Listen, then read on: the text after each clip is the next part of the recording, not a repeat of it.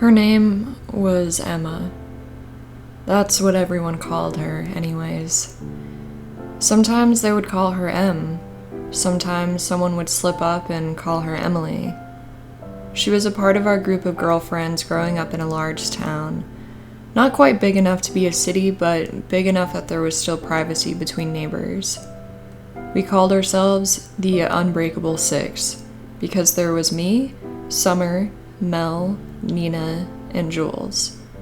And then there was Emma. Emma started off as a practical joke by the other girls in the 4th grade. It was probably Jules that started it. She was always playing pranks on people. In high school, she even got suspended once for going too far and had to babysit for hours to buy that girl a new cell phone. Or maybe it was Summer, but she always seemed too busy with music and band to think of such an elaborate prank. Or maybe it was Mel and Nina. They were best friends and could have lived without us, always conspiring together like they were twin sisters. Either way, I bought my lunch, cold cut sandwich and carrot sticks and a pint of orange juice, and walked over to our lunch table. Jules looked excited, waving me over to them. "Lottie, look!" I wasn't really sure where I was supposed to be looking. "This is Emma. She moved here from Los Angeles." We lived far inland and way in the boonies. Los Angeles was glitzy and glamorous and chic compared to all the flat houses and half-rate high school football games that were the only real source of entertainment in the area. What?" I said. "Los Angeles, dummy," Jules said, rolling her eyes. "She's not in our class, she's in Miss Lark's, but she's in the same grade as us. Isn't that cool?" I still wasn't sure where I was supposed to be looking. I sat down with my tray uneasily, wondering what I was supposed to see.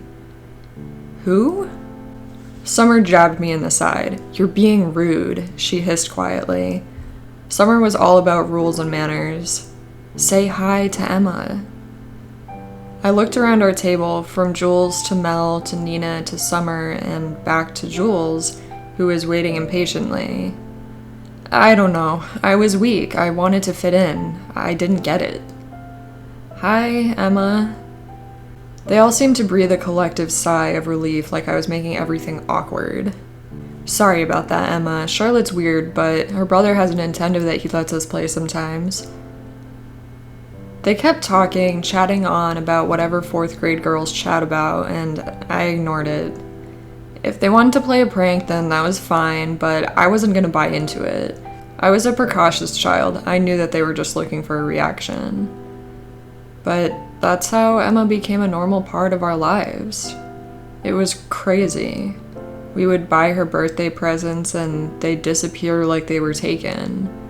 I wonder how many candle-making kits and Moncala games Jules had piling up in her closet after all these pretend birthdays. One year, Mel even got Emma a really nice necklace, and that disappeared too. We never went to her house. I asked Nina about it when I was sure that Emma wasn't there. She gave me this scandalized look.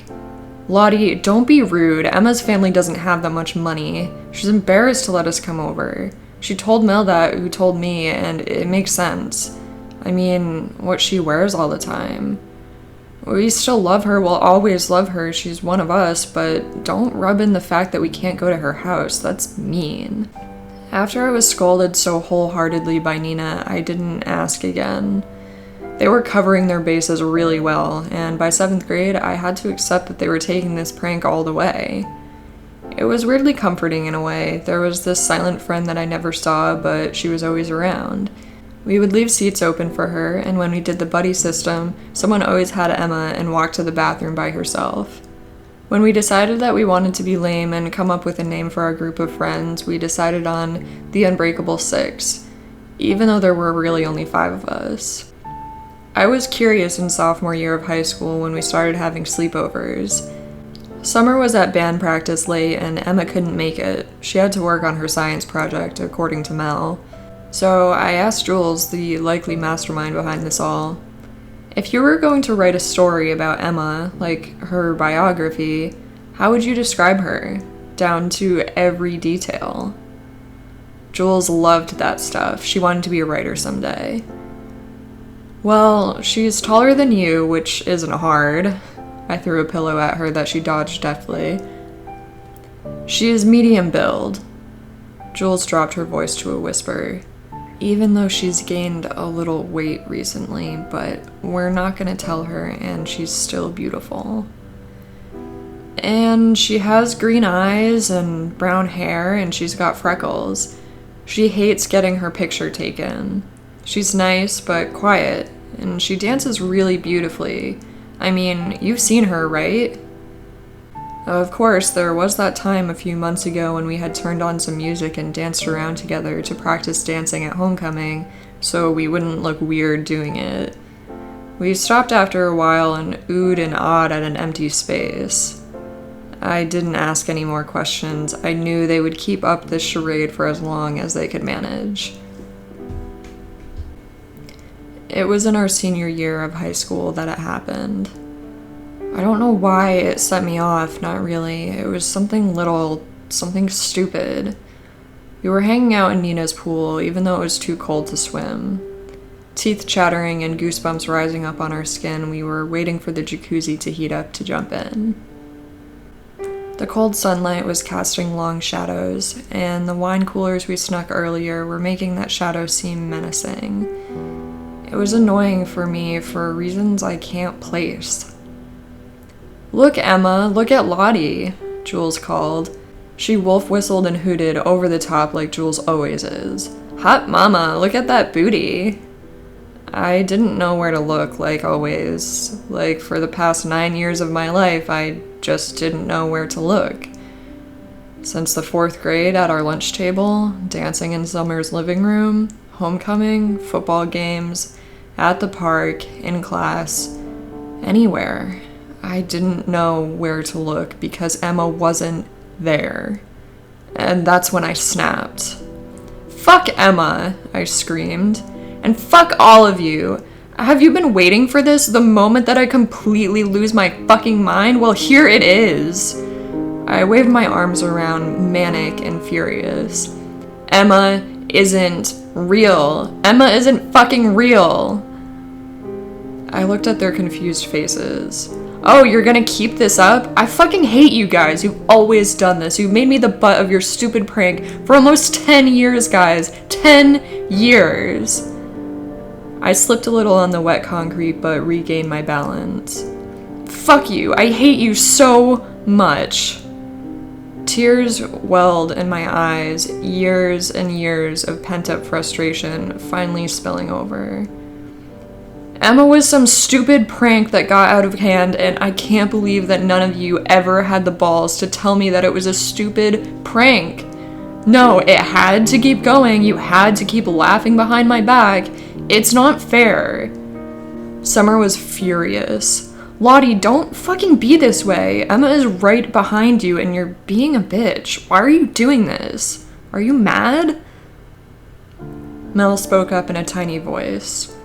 "Lottie, you look hot too. I mean, you look good in your bathing suit too." "Yeah, but don't take your anger out on Emma. God," Nina said, rolling her eyes.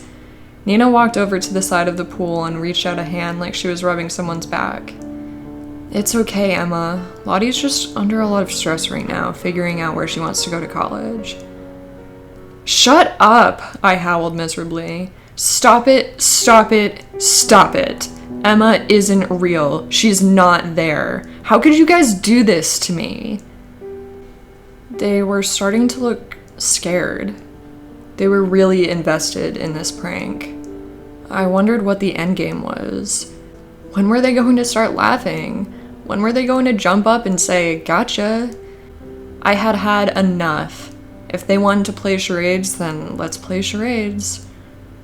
The next part was a blur. I don't remember it, not even now, but I walked over to where Emma was and I kicked at the air. I heard a scream and I slipped on the slick, wet concrete and hit my head. There was blood everywhere. There was so much screaming, but I kept on kicking and punching and fighting until I blacked out completely. I came to a day later in the hospital. My parents were there, and so were my friends. They were pale and tired and miserable looking. My heart panged. I must have really scared them. When my parents left, Jules approached me. She took my hand, and she started crying. The others started crying too. "I'm sorry, Lottie," she wept. "I'm really sorry." It was almost frightening looking at my friends the way they were. They were besides themselves in the privacy of the hospital room. I started crying too. I wasn't sure why, but I started stammering apologies too, like if we all said sorry, things would go back to the way they were. Summer was the only one who didn't look like she forgave me. She looked at me, eyes red, cheeks pink and wobbly chinned, and said, Are you sorry?" I didn't have to answer. The nurse came in to change the bandages on my head. For the rest of the year, no one mentioned Emma. Emma only belonged to our tight-knit group of friends, so there was no more mention of her.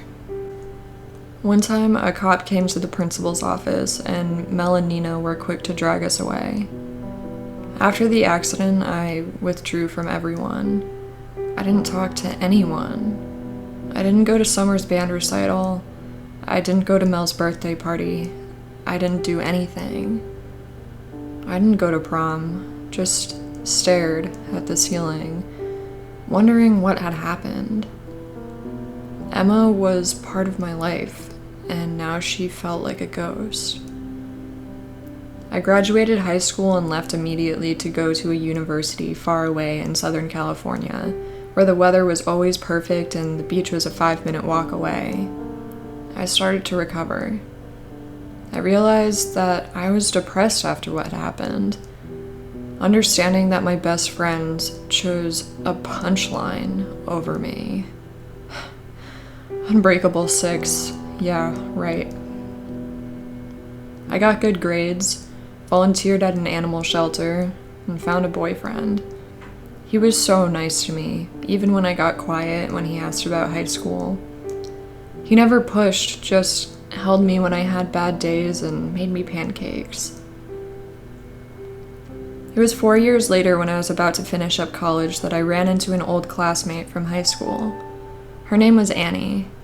She hung out with a different crowd than me and my friends. Most people did.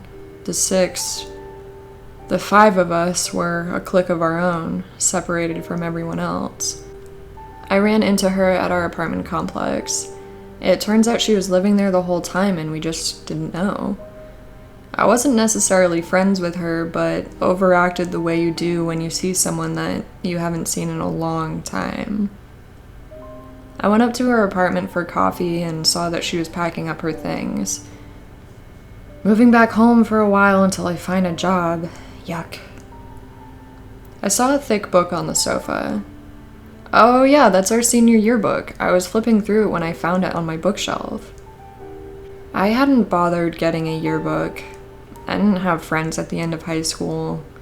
But I was curious to see what I looked like back then. If I had gained or lost weight, if my skin had gotten any better. I opened up the first page and was instantly confused. For Emma, I read aloud from the first page. It was a dedication. My mind raced. Was there someone named Emma in our year? Yeah, it's really sad what happened to her, Annie said, handing me a mug of hot coffee. I flipped through the yearbook looking for a trace of Emma. Then I found it. My heart stopped, mouth going dry. My hands shook as I held the yearbook, looking at the photograph. It was a picture of the Unbreakable 6. We stood with our arms slung around hips and shoulders, sticking close together for the photograph. There was Summer at the end, then me, then Jules, then Mel, then Nina, then... I had never seen this girl before in my life. Never. But there she was. I can't even remember getting this picture taken. She was right there at the end. Green eyes, brown hair, muffin top, shy smile, threadbare shirt, and ripped jeans, looking straight at the camera just like the rest of us. She looked as normal as can be, just another teenage girl. Annie looked over my shoulder. "Oh, there you all are. What did you call yourselves again?" What happened to her? I couldn't even touch the photograph. I just let my shaking finger hover over her face. Annie fell quiet. "Well, I guess you might not really remember that well after your head injury. And you kind of just faded away from everything, stopped doing much at all. But Emma disappeared, out of nowhere. The cops came by once to ask questions, but her parents were both poor and junkies, so no one really cared. Just another girl that went missing." I left Annie and went back to my apartment, the one that I shared with my boyfriend. He took one look at my face and started boiling some water for tea, and grabbed a blanket to throw over my shoulders. I pulled away from him and locked myself in my room. I stared at the ceiling. I was 18 again, lost and confused. The girl's green eyes haunted me. Emma's eyes haunted me. I went on Facebook and found my old friends, my best friends, and I told them, "Please, meet me back at home. It's important." I returned back to our big town, little city, went to the newest Starbucks and waited. They trickled in one by one. Jules, small-time blogger who works at an Italian restaurant until she makes it big. Summer, brown and freckled from band camp, coaching kids for their field shows. Nina, the hot librarian at the old high school. Mel, her belly so swollen with her second child, wedding ring secured to her left hand by her high school sweetheart. My friends were not the same, and neither was I. I cut to the chase. I couldn't spare a moment for small talk. "What happened to Emma?" I asked them. They exchanged uneasy glances. They knew this was coming.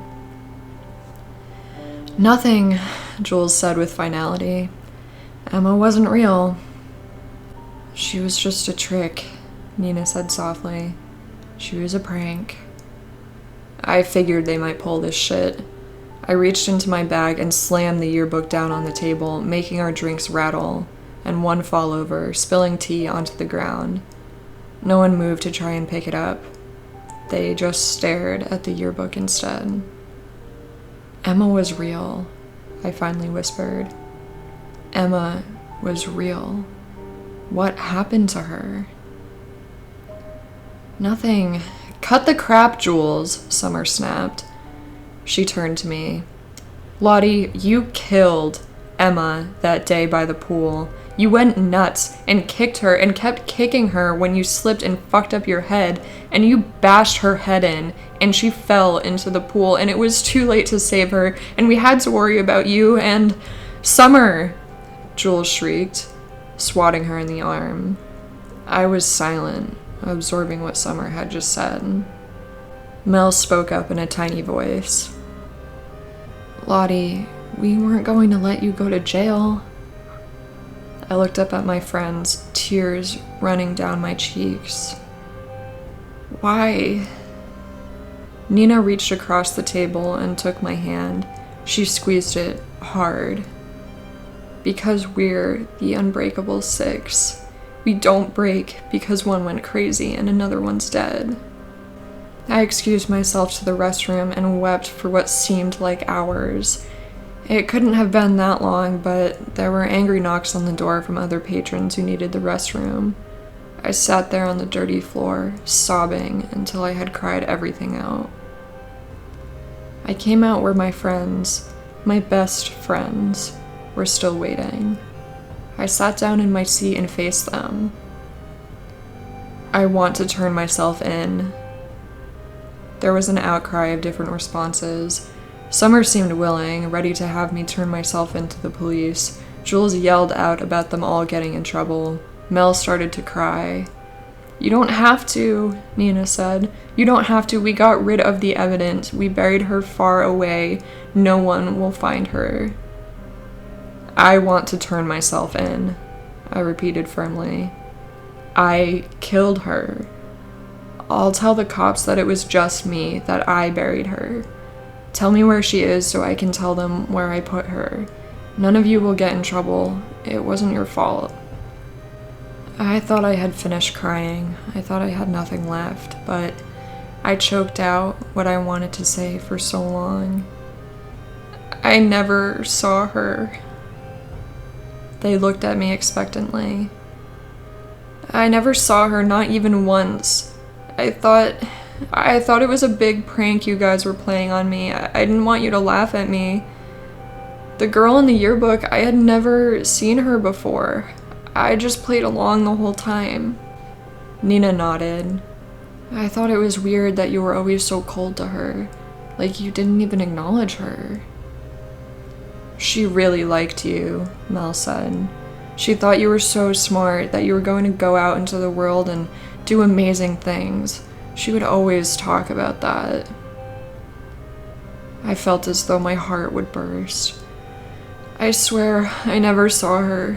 Something must be wrong with me, but I never saw her or heard her."